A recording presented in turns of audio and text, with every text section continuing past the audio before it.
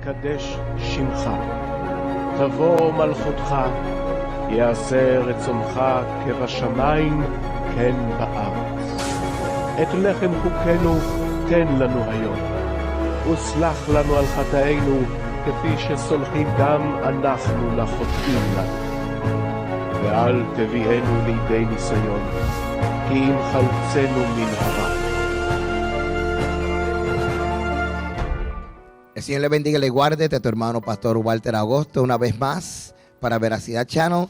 Y hoy comenzamos también compartiendo con ustedes temas ya un poquito más avanzados dentro de lo que es la enseñanza de la Escritura.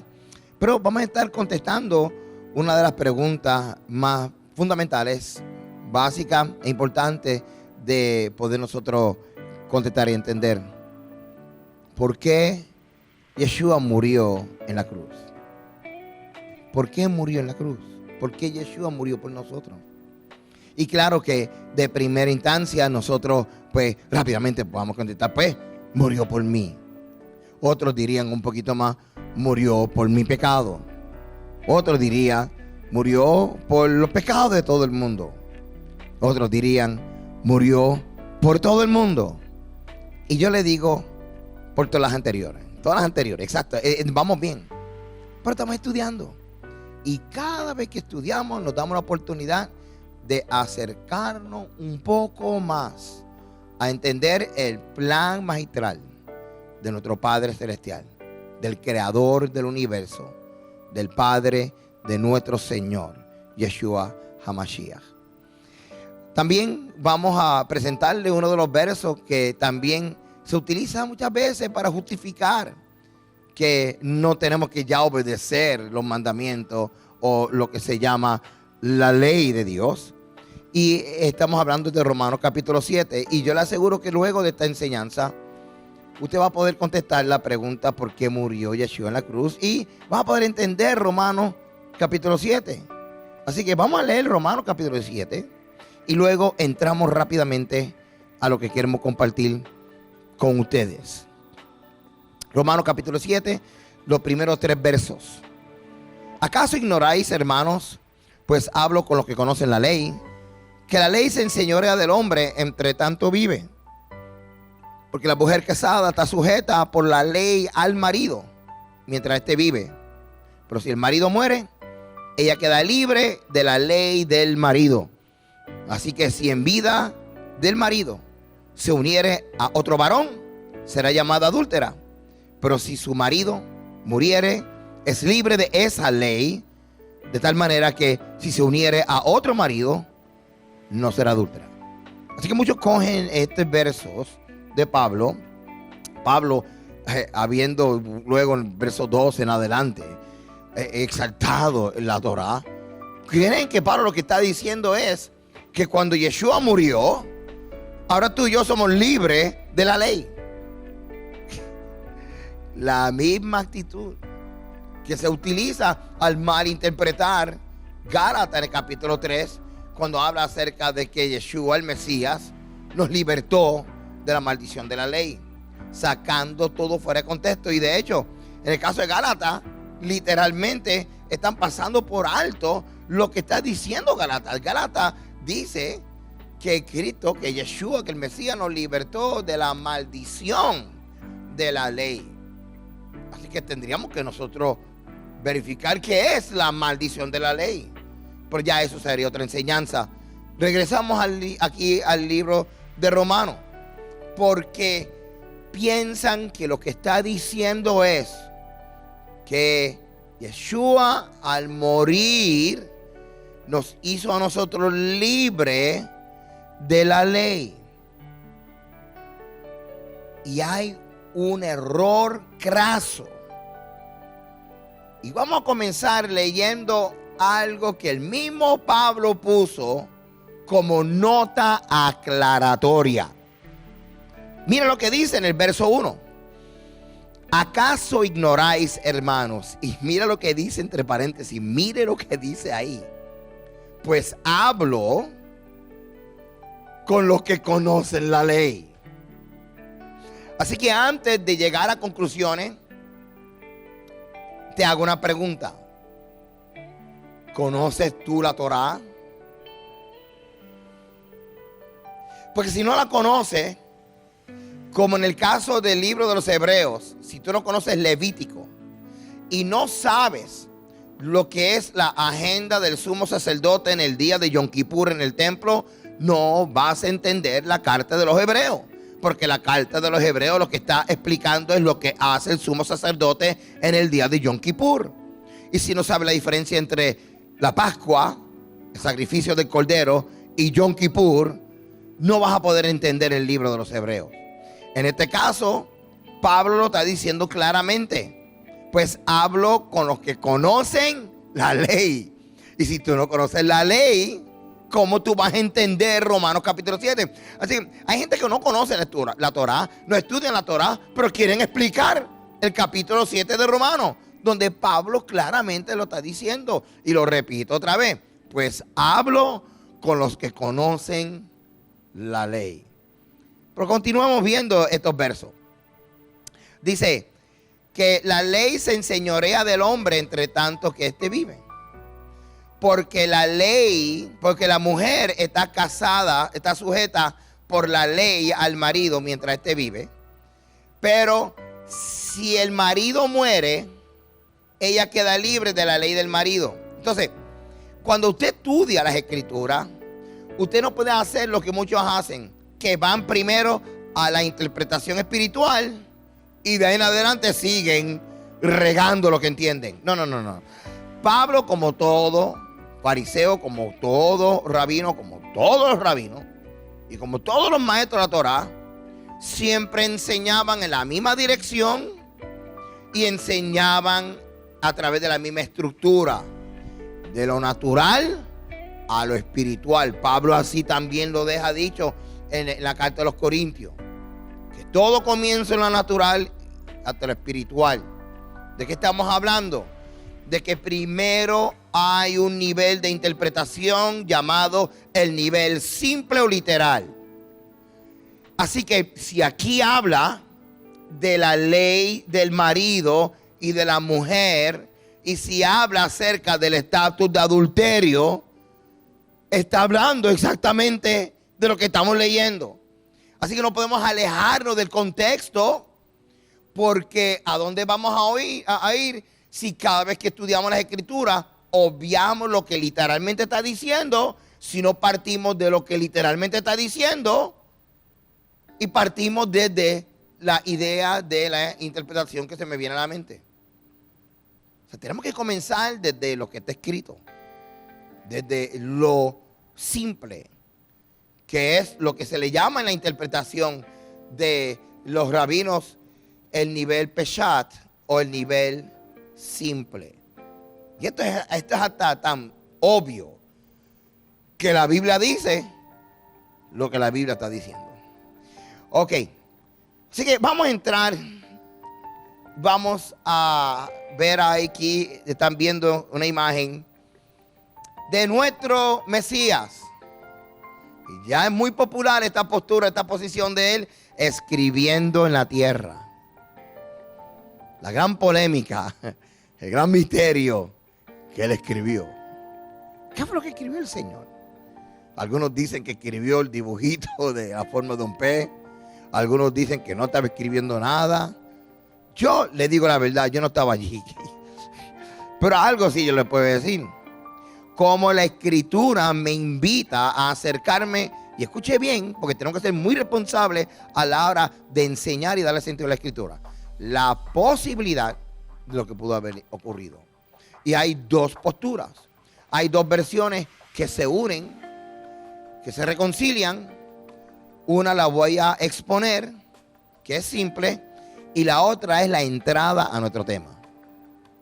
Jeremías en el capítulo 17, verso 10, dice: yo, Jehová, que escudriño la mente, que pruebo el corazón, para dar a cada uno según su camino, según el fruto de sus obras.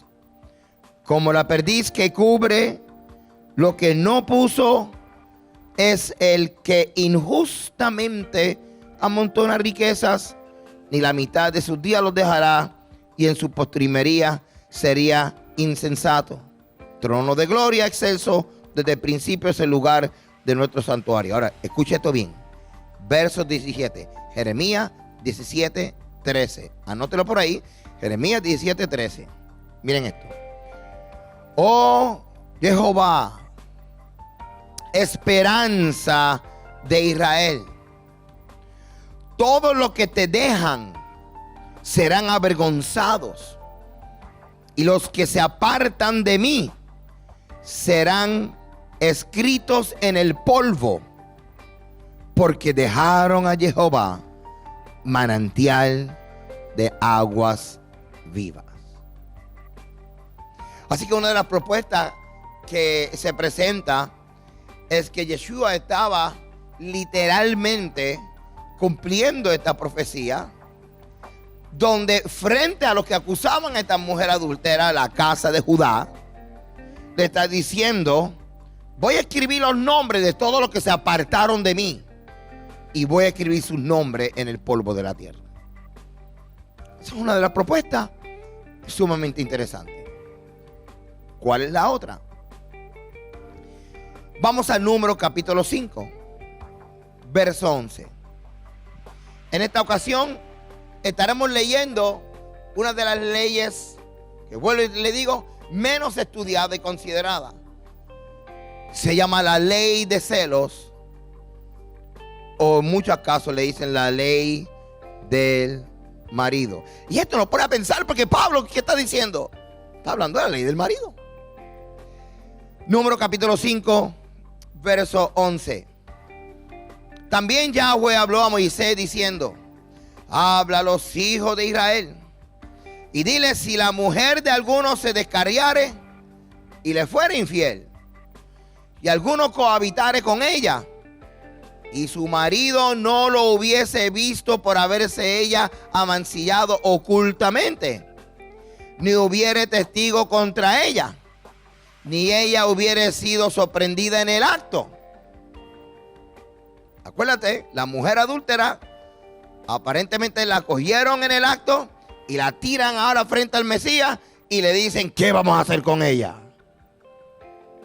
Estamos viendo el contexto de la ley del marido, o la ley de celo de Número capítulo 5, donde hasta ahora está diciendo el caso de que la mujer de un hombre estuviera cometiendo adulterio, pero nadie lo ha visto, no hay evidencia. Miren esto. Verso 14. Y si viniere sobre él, o sea el marido, espíritu de celos, y tuviere celos de su mujer, habiéndose ella amancillado, o viniere sobre él espíritu de celo, y tuviere celos de su mujer, no habiéndose amancillado, lo que está diciendo que se activa un protocolo desde el momento que el hombre siente celos. Ahora, antes de que usted grite y patalee y diga: pero ¿qué es esto? Esto no está en la Biblia. Sí está en la Biblia. Número capítulo 5. Antes de continuar, hermano, y lo voy a decir como 2 veces o 3 veces en esta enseñanza, tienes que estudiar la ley. Tienes que estudiar la Torah. Pablo lo dijo: hablo con los que conocen la Torah, hablo con los que conocen la ley. Porque la muerte y resurrección de nuestro Mesías, especialmente la muerte del Mesías, tenía que ser respaldada legalmente en la Torah en muchos aspectos. Número 1, en la validación de él como Mesías. Y número 2, en la validación de la razón por la cual muere. Se tiene que validar por la Torah. Si la muerte del Mesías no se puede validar por la Torah, no se considera, escucha bien, lo que se llama la muerte del sádic o la muerte del justo. Es importante. Esto es importante. Porque tú y yo somos embajadores de Yeshua a frente de las naciones. Y la gente que no cree que Yeshua es el Mesías, y la gente que minimizan a nuestro Mesías y minimizan el autor de nuestra salvación, necesitan escuchar gente preparada como tú y yo, que podamos defender legalmente la muerte, el sacrificio y la resurrección de nuestro Mesías, como Pablo legalmente lo defendió también. Ahora continuamos leyendo aquí el verso 14, la parte final.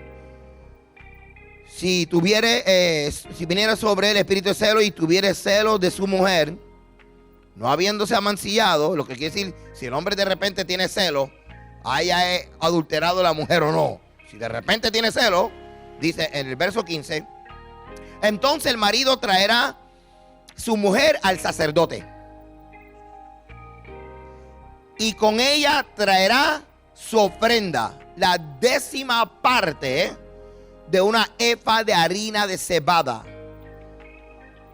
No echará sobre ella aceite, ni pondrá sobre ella incienso, porque es una ofrenda de celos, ofrenda recordativa que trae a la memoria el pecado. Y el sacerdote hará que ella se acerque y se ponga delante de Yahweh, o sea que está en juramento. Verso 17, luego tomará el sacerdote del agua santa en un vaso de barro. Tomará también el sacerdote del polvo que hubiere en el suelo del tabernáculo. El polvo que hubiere en el suelo del tabernáculo, y lo echará en el agua. Verso 18. Y hará el sacerdote estar en pie a la mujer delante de Yahweh, y descubrirá la cabeza de la mujer, y pondrá sobre sus manos la ofrenda recordativa, que es la ofrenda de celo, y el sacerdote tendrá en la mano las aguas amargas que acarrean maldición. Y el sacerdote la conjurará y le dirá: si ninguno ha dormido contigo, y si no te has apartado de tu marido a inmundicia, libre sea de estas aguas amargas que traen maldición. Mas, si te has descarriado de tu marido y te has amancillado y ha cohabitado contigo alguno fuera de tu marido, el sacerdote conjurará a la mujer con juramento de maldición, y dirá a la mujer: Jehová te haga maldición y execración en medio de tu pueblo, haciendo Yahweh que tu muslo caiga y que tu vientre se hinche. Y estas aguas que dan maldición entren en tus entrañas y hagan hinchar tu vientre y caer tu muslo. Y la mujer dirá: amén, amén. ¿Alguna vez tú has leído cosas de la Biblia que tú dices: esto tiene que estar mal traducido, esto no puede ser? Sin embargo, es necesario todo esta ley y toda esta gráfica descripción de esta ceremonia, porque hay algo grande que está a punto de tú entender. El sacerdote escribirá estas maldiciones en un libro y las borrará con las aguas amargas, y dará a beber a la mujer las aguas amargas que traen maldición. Las aguas que obran maldición entrarán en ella para amargar. Después el sacerdote tomará de la mano de la mujer la ofrenda de los celos y la mecerá delante de Yahweh y la ofrecerá delante del altar. Y tomará el sacerdote un puñado de la ofrenda en memoria de ella y lo quemará sobre el altar, y después dará a beber las aguas a la mujer. Le dará pues a beber las aguas, y si fuera inmunda y hubiere sido infiel a su marido, las aguas que obran maldición entrarán en ella para amargar, y su vientre se hinchará y caerá su muslo, y la mujer será maldición en medio de su pueblo. Mas si la mujer no fuera inmunda, sino que estuviera limpia, ella será libre y será fecunda. Esta es la ley de los celos. Cuando la mujer cometiera infidelidad contra su marido y se amancillare, o del marido sobre el cual pasara espíritu de celo y tuviere celo de su mujer, y la presentará entonces delante de Yahweh, y el sacerdote ejecutará en ella toda esta ley. El hombre será libre de iniquidad y la mujer llevará su pecado. Bueno, después de leer este capítulo 5 de Números, lo único que queda es uno irse a la casa y pedir oración y decir: Señor, entiéndeme, esto está difícil, lo que estoy procesando aquí, dame luz. Pero para eso estamos, para estudiar juntos. Yeshua le traen a esta mujer, él escribe moviendo polvo del suelo adyacente al templo, y él pregunta que si alguno está libre de pecado, que tire la primera piedra. Se fueron todos los que la condenaron, porque todo el mundo ha pecado. De hecho, en la luz de Jeremías 17:13, Yeshua lo que estaba era escribiendo los nombres de todos los que habían abandonado al Eterno. Así que era obvio lo que estaba ocurriendo. La mujer quedó solo con Yeshua. Miren esto. Y le dijo Yeshua a la mujer: yo tampoco te condeno. Vete y no peques más. Mantén todo este escenario en tu mente. Y vamos a ir otra vez. Mucha repetición que hacemos aquí. A ver a Israel, las 12 tribus. Que vemos que luego históricamente se divide en 2 casas. Y vemos que queda entonces la casa de Israel, las 10 tribus, llamado también las ovejas perdidas, en el norte.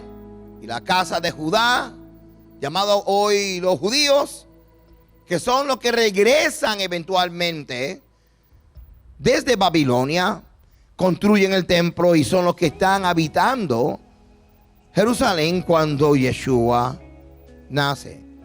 A todo esto se considera la casa de Israel entonces la que se gentilizó y nunca regresó en su totalidad, sino la gran mayoría se perdieron entre las naciones. Ahora, vamos a Ezequiel en el capítulo 37, porque queremos hablar un poquito acerca una vez más de la misión del Mesías. Porque el Mesías ahora va a buscar estas ovejas perdidas. El Mesías ahora va a buscar a estas tribus del norte llamado Israel.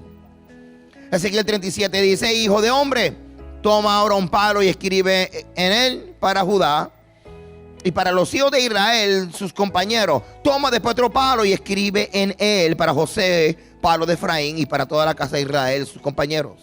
Júntalos luego el uno con el otro para que sean uno solo, y serán uno solo en tu mano. Las 10 tribus de Israel, cuando leemos a la luz de la Torá, abandonan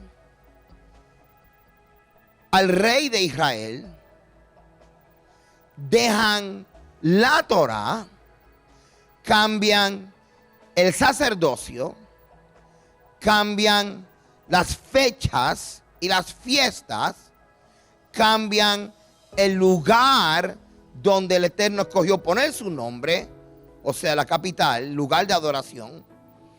Y no quedando con eso, comienza a acariciar la idea, consumiéndose en diferentes pactos y convenios con otras naciones que adoraban a otros dioses. Luego Isaías y Jeremías nos dan a entender claramente que nuestro rey se identifica con un hombre que está sufriendo porque su mujer se fue, no con otro, sino con otros. Israel entonces queda en este deshonor, en un estatus de inmundicia, como adúltera. Importante que veamos esto, porque implica el adulterio en la Torá. Levítico capítulo 20, 14. Está claro que es uno de los mandamientos: no cometerás adulterio. Levítico capítulo 20, verso 10 dice: si un hombre cometiere adulterio con la mujer de su prójimo, el adúltero y la adúltera indefectiblemente, o sea que no hay negocio, no hay salida, serán muertos. Con esto nada más es como que pensarlo dos veces antes, como decimos nosotros, de ponerse a experimentar. Estas 10 tribus ahora de Israel, las ovejas perdidas, al abandonar la Torá, al darle la espalda al rey, al cometer este acto de adulterio, ahora acaban de generar una sentencia de muerte. No hay salida para Israel. Lo que le espera es la muerte. Están las evidencias claras de su adulterio. Y por más que traten de regresar con su primer marido, la ley lo impide por causa de haber amancillado el estatus de honor del matrimonio. Así que era como decir que Israel ahora anda por ahí con una sentencia de muerte sobre su frente. Ahora Israel, después de pecar y acostarse con cuanto marido, o sea, Dios ajeno, ahora está volviendo en sí. ¿Te acuerdas como el hijo pródigo? Y está pensando que su primer amor. ¿Cuántos han oído esto? Regresa a tu primer amor. ¿Qué es el primer amor? La gente piensa que el primer amor es ese estado de emoción cuando tú llegas a la iglesia. Pero legalmente el primer amor es tu primer marido. Ese marido. En el contexto de la relación de Israel con el Eterno. Entonces dice que cuando desea regresar, como que quiere regresar a él, pero no lo logra hacer. Y cada vez que trata de regresar, cae envuelto con otros dioses. Mira lo que dice Oseas capítulo 2, verso 7. Seguirá a sus amantes y no los alcanzará.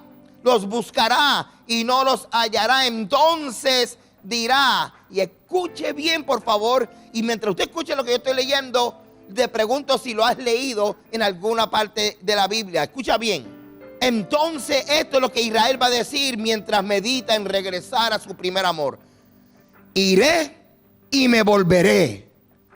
Eso lo dijo el hijo pródigo. Iré y me volveré a mi primer marido, en este caso Israel hablando, porque mejor me iba entonces que ahora.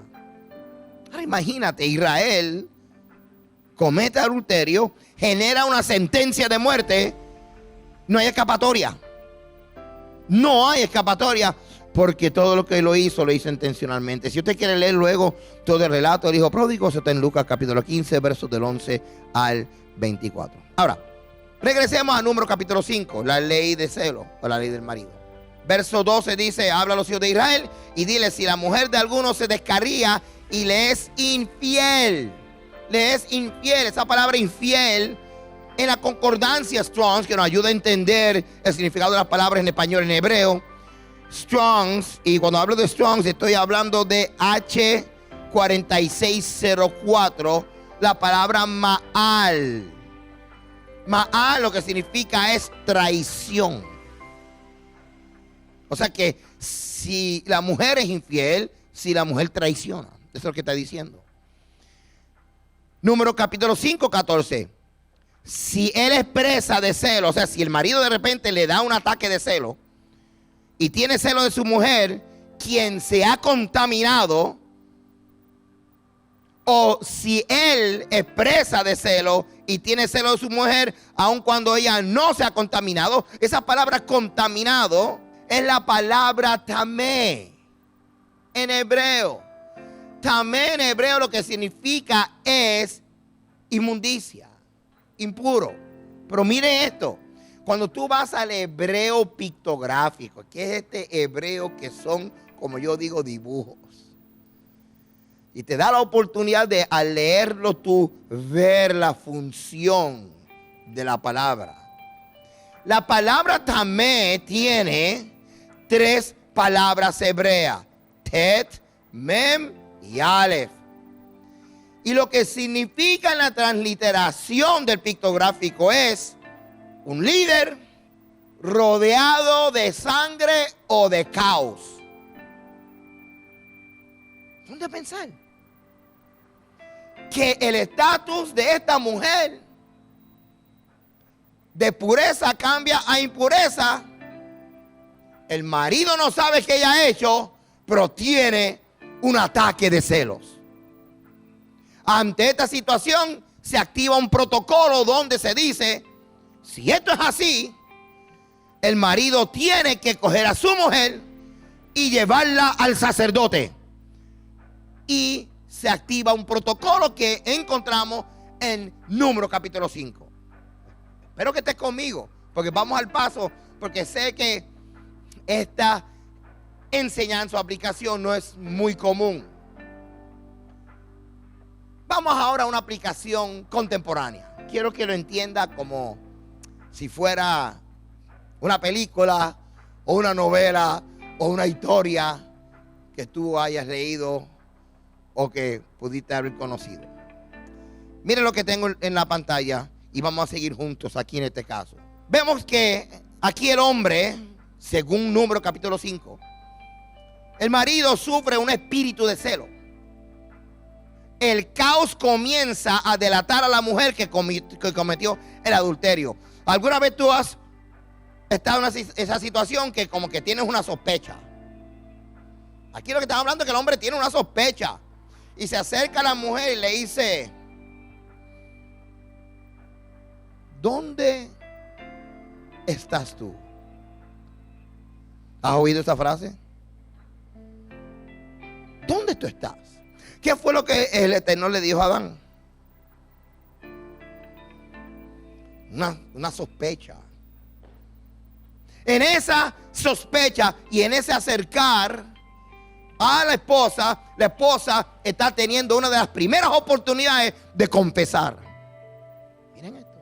Aparece aquí en la pantalla. Están viendo entonces la gráfica. Creé esta historia para asistirte en la oportunidad de tú comprender lo que está diciendo, porque acepto y sé que no es fácil.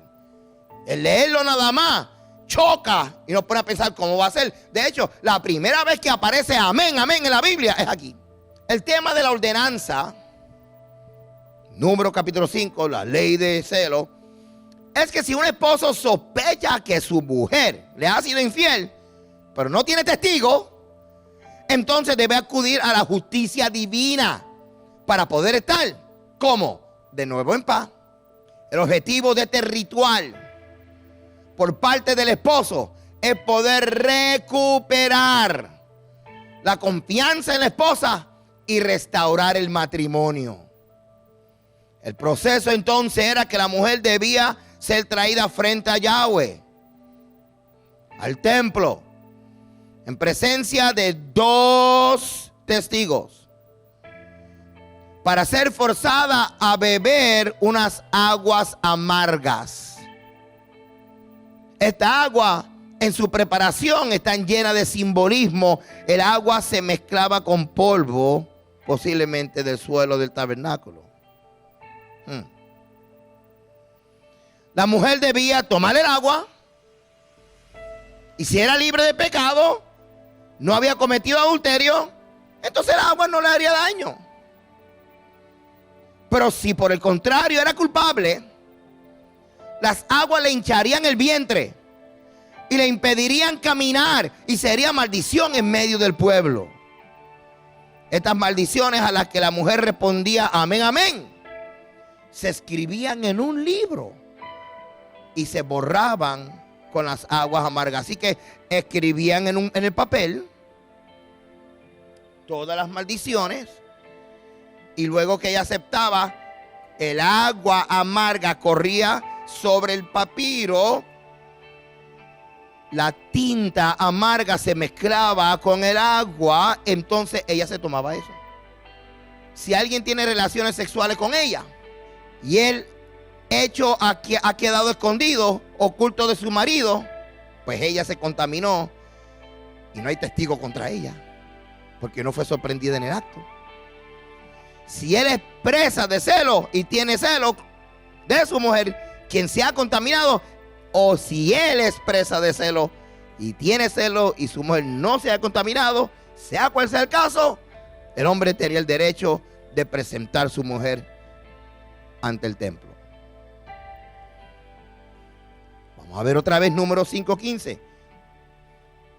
Entonces el hombre traería a su mujer al sacerdote y traería por ella su ofrenda de 1/10 de efa de harina de cebada. Sobre esta no echaría ni aceite ni incienso, porque es ofrenda de celo, ofrenda memorial que trae a la memoria la iniquidad. La harina representa la palabra de Dios. La mujer representa a Israel. El esposo es Yahweh. El sacerdote hará que ella se acerque y esté de pie delante de Yahweh. El sacerdote hará que la mujer esté de pie delante de Yahweh. Soltará la cabellera de la mujer y pondrá en las manos de ella la ofrenda memorial, que es la ofrenda por el celo. Y el sacerdote tendrá en la mano aguas amargas que acarrea maldición. Y conjurará a la mujer diciendo: si ningún hombre se ha acostado contigo, ni te has descarriado de tu marido para contaminarte, seas libre de esta agua amarga que acarrea maldición. Pero si te has descarriado de tu marido y te has contaminado, si alguien aparte de tu marido se ha acostado contigo,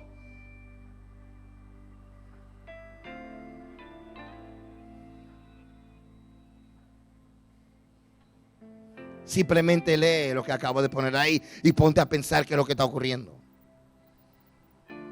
Porque esta mujer representa a Israel, comenzando a celebrar fiestas y estableciendo convenios con dioses y deidades de otros pueblos. Y en todo el sentido de la palabra se llama adulterio. Es fuerte, pero es el contexto en que se maneja cuando Israel comienza a establecer convenio y relación con otros pueblos y comienza a adorar a otros dioses. El sacerdote conjurará a la mujer con el juramento de maldición y dirá a la mujer: Yahweh te haga maldición, Yahweh te haga maldición y juramento en medio de tu pueblo, haciendo Yahweh que tu muslo se afloje y tu vientre se hinche. Vamos a dejar Números capítulo 5. Vamos a dejar un momento el hecho de que ella se tomó una copa de agua amarga, una copa de juicio. Y vamos a ir para atrás a Éxodo. Miren esto. Éxodo capítulo 32. ¿Te acuerdas del becerro de oro? ¿Cómo fue que el Eterno hizo un juicio para saber quién fue culpable? Miren lo que ocurrió. Éxodo capítulo 32, 20. Y tomó el becerro de oro que habían hecho y lo quemó en el fuego. Luego lo molió hasta reducirlo ¿a qué? A polvo. Lo esparció sobre el agua y lo hizo beber a los hijos de Israel. Deuteronomio capítulo 9, verso 21. Yo tomé vuestro pecado, el becerro que habíais hecho, lo quemé en el fuego, lo desmenucé moliéndolo bien hasta reducirlo a polvo, el cual arrojé a la quebrada que descendía del monte. Esta agua que acarrea maldición entrará en tu vientre y hará que se hinche tu vientre y se afloje tu muslo. Y la mujer dirá amén, amén. Luego el sacerdote escribirá estas maldiciones en un rollo y la borrará en el agua amarga. Él hará que la mujer beba del agua amarga que acarrea maldición, y el agua que acarrea maldición entrará en ella para amargura. Referencia de la lista de bendiciones y la lista de maldiciones. Aquí lo tenemos, Levítico 26 y Deuteronomio 28. Porque en Deuteronomio 28 del 14 al 68 aparece la lista de las maldiciones. Ahora, con calma pero enfocadito, por favor. Hay una lectura que se llama literatura intertestamentaria, dentro de las cuales encontramos la Mishnah. La Mishnah no es un libro de interpretación bíblica. La Mishnah lo que recoge es los protocolos y procedimientos de las ofrendas y las fiestas y asuntos que tenían que ver con el templo. Porque tú y yo no estábamos en el primer siglo, cuando los judíos y el pueblo de Israel, los fariseos y los saduceos deciden cómo ejecutar mandamientos que ellos encontraron en la Torá, en el templo. Así que nosotros tenemos que ir entonces a la Mishnah para poder ver cómo ellos hacían las cosas. La cuestión es que la Mishnah me va a ayudar a mí a entender cómo funcionaba el templo y cómo ellos operaban en ciertas ceremonias, y todas estas cosas es parte del trasfondo y el contexto del Nuevo Testamento, el segundo templo, los tiempos de Yeshua. Así que lamentablemente lo tengo aquí en inglés, porque el material que uso bastante es en inglés, pero lo voy a traducir lo mejor que puedo. Cita la Mishnah porque encontramos que en la Mishnah hay una parte que se llama Sotá. Y Sotá lo que trabaja es, escuche bien, cómo en el templo manejaban la ley de celo, con todos los detalles. Miren esto. Dice aquí en la Mishnah en Sotá capítulo 1, how does he warn her? ¿Cómo se le advierte a la mujer? ¿Cómo se confronta ahora a la mujer? Y dice que el hombre, mientras va llevando a la mujer al templo, ese hombre le dice: no te quiero hablando ni mirando a ningún hombre. Así que esa mujer iba derechita así. Luego dice que la traería a la corte en Jerusalén. Rabí Eliezer, porque en la Mishnah lo que hay son comentarios de diferentes rabinos diciendo: esta es mi opinión, ellos lo hacían de esta forma. Y aunque sea exactamente como es uno que el otro rabino, la cuestión es que muchos de ellos estaban cerca de estos eventos y tú y yo no. Así que esta es la única fuente que tenemos histórica de comentarios y opiniones acerca de cómo hacían las cosas en el templo. Ahora, dice Rabí Yeshua que cuando se le advertía de que la iban a llevar al templo, tenían 2 testigos. Miren esto. 2 testigos que acompañaban a este hombre que iban a hablar en contra de esta mujer. 2 testigos. Mira esto. El relato de Yeshua. Mateo 26, 59. Cuando cogen a Yeshua y lo llevan ante los principales sacerdotes, lo llevan. Mira esto. Mateo 25, 26, 59. Solo quiero citar lo que dice la Biblia.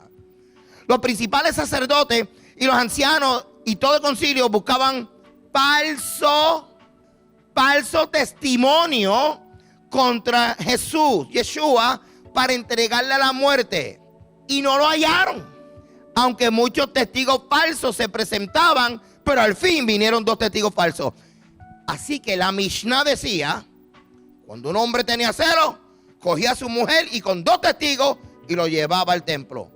En este caso, cuando se llevaron a Yeshua al templo, no habían testigos. Ya están violando la ley. Y se inventaron 2 falsos testigos. Miren toda la injusticia que está ocurriendo. Porque en Deuteronomio 17:6 se establece que en la boca de 2 o 3 testigos se establece el testimonio para el veredicto. Hermano, todo esto es una cuestión legal, ¿ok? Esto no es simplemente cultura, no, esto es ley lo que está ocurriendo.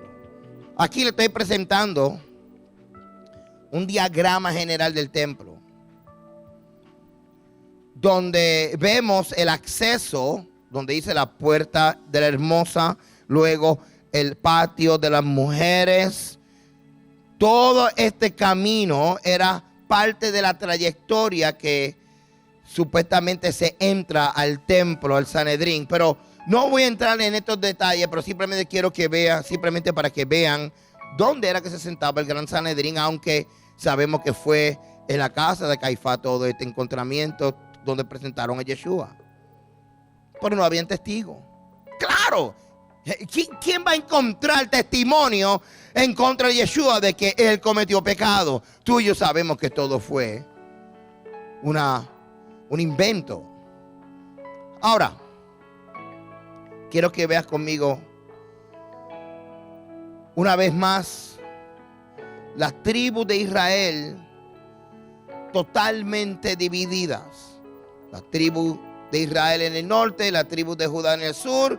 ¿Por qué estaban divididas?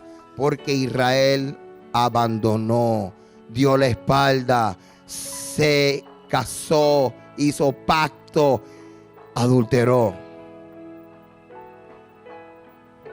Así que la pregunta es, para Yeshua poder tomar a Israel y reconciliarse con ella, ¿qué tuvo que hacer por ella? Porque se establece entonces que si la mujer adulteró, no podía regresar con su primer marido. Y esa mujer estaba restringida de regresar a volverse a casar hasta que su marido muriera. Ahí ella quedaba libre de la Torá. No, libre de la ley del marido. Y ese es el contexto de Romanos capítulo 7. Se está manejando el caso de una mujer adúltera. O de una mujer que tienen sospecha de que ha fornicado. Miren esto. En Juan capítulo 4, el relato popular de Yeshua y la mujer samaritana. Jesús le dijo, ve y llama a tu marido y ven acá. ¿Se acuerdan? Respondió la mujer y dijo, no tengo marido. Jesús le dijo, bien has dicho, no tengo marido, porque 5 maridos has tenido. Ahora acuérdate que la mujer samaritana, Samaria era la capital de Israel. Israel, la tribu del norte, que había abandonado la Torá. Así que la mujer samaritana representa a las 10 tribus de Israel. Representa a Israel. Pero mira qué cosa interesante en esta conversación. Yeshua le dice, oye, mira, bien has dicho. Porque 5 has tenido. Y el que ahora tienes no es tu marido. Esto has dicho con verdad. Le dijo a la mujer, Señor, me parece que tú eres profeta. Los maridos de la mujer samaritana, mucha gente lo tienen a ella como una mujer promiscua. Y literalmente la han juzgado. Pero hay muchas cosas que impiden que nosotros entendamos y creamos esto. Vamos a descubrir que realmente era el propósito y la esencia de esta conversación. Samaritano, estamos hablando de que representan a los gentiles, la casa de Israel, las naciones, las tribus del norte. Efraín representa el hijo pródigo, los de la costa representan a los que estaban lejos, representan a la adúltera Israel. Aquí en el recuadro tenemos la oportunidad de apreciar los maridos.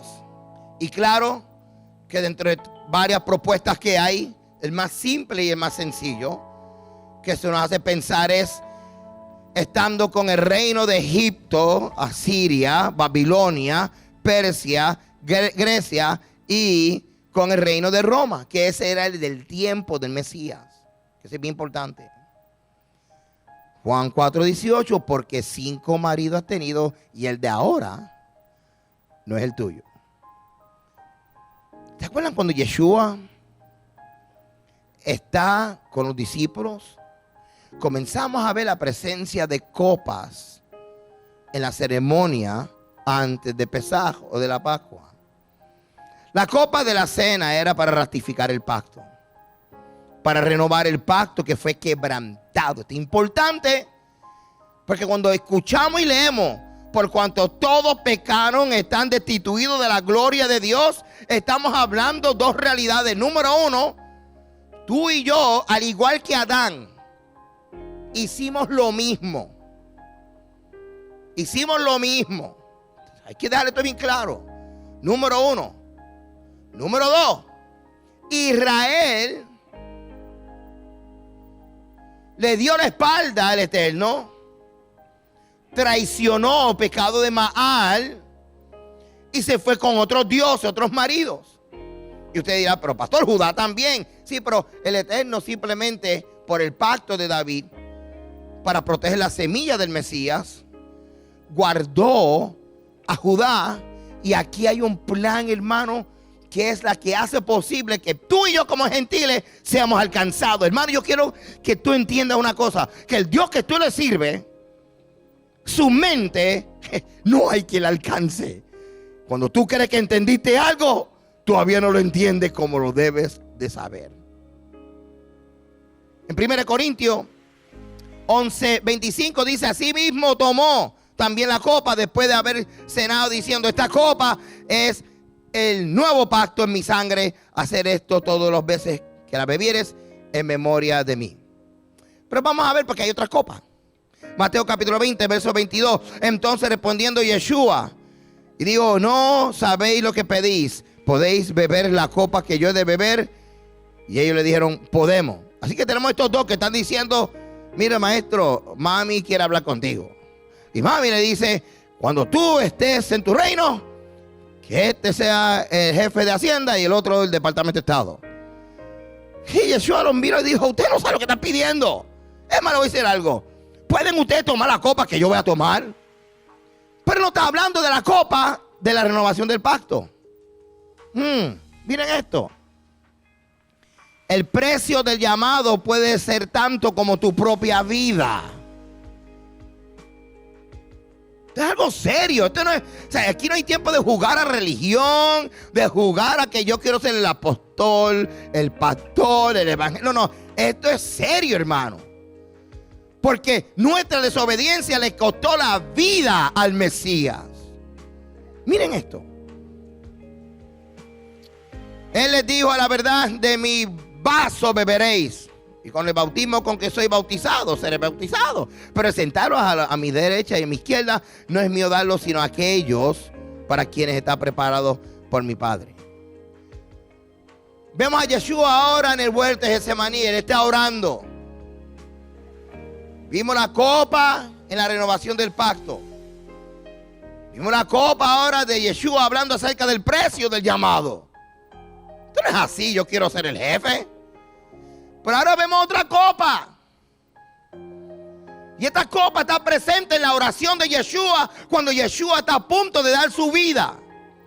Mateo capítulo 26, verso 42. Por segunda vez se apartó y oró diciendo: Padre, si no puede pasar de mí esta copa sin que yo la beba. Él no está hablando de la copa de la ratificación del pacto. Él no está hablando ni de la copa que él utilizó para enseñarle a los discípulos el precio del llamado. ¿Qué copa es esta? Sino que yo la beba, hágase tu voluntad. Marcos 14:36 decía: Abba, Padre, todo es posible para ti. Aparta de mí esta copa. Qué terrible es esta copa, qué fuerte es esta copa. ¿De qué estamos hablando, hermano? Pero no lo que yo quiero, sino lo que tú quieres. ¿De qué copa estamos hablando? En la segunda parte de esta enseñanza te voy a decir de qué copa estamos hablando. Y yo espero que usted pueda entender toda esta enseñanza, porque si lo logras entender, vivirás el resto de tu vida en gratitud al Padre por la vida del Mesías en la cruz de Calvario. Espero que hayan disfrutado esta parte de esta enseñanza.